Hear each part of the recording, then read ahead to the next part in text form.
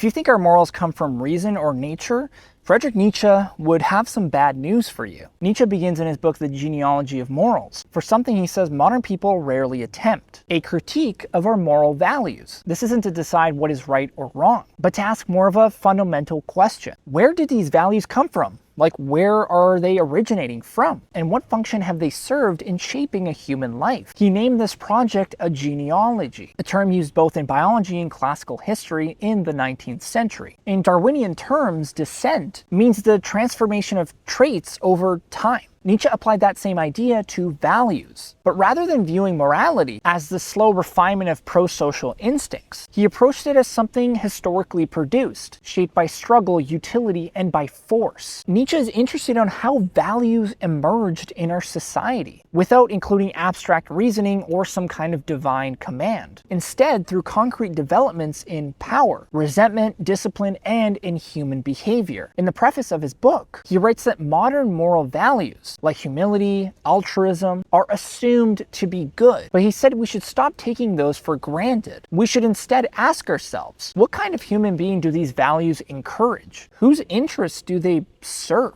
To illustrate this point, Nietzsche criticizes Paul Riesz, a philosopher and a former friend of his time. Riesz had written about morality using these Darwinian ideas, claiming that human morality evolved from basic instincts like sympathy and helpfulness. Nietzsche says that Riesz's methods are what he calls hypothesizing into the blue, that it is merely speculative and idealized storytelling without any historical grounding. Instead, Nietzsche proposes uncomfortable realities of our history. It is filled with complexity, reversals, and violence. Nietzsche says that morality should be approached slowly decoded from real evidence. This means for Nietzsche that moral values are not eternal principles. They are outcomes of long and messy processes within our own history. Processes that involve coercion, fear, religious pressures, and class domination. Nietzsche's interest in genealogy has nothing to do with nostalgia or moral relativism. It is an attempt to show that what we call morality is not neutral. It is historical, constructed, and its history includes suffering, power, and suppression. But he is not offering a final judgment or answer for morality. He is merely opening the space to examine it. In this sense, Nietzsche would ask us, if you want to understand values, stop asking whether they are good. Ask instead what they do and who do they shape, before we forget the actual origins of our values.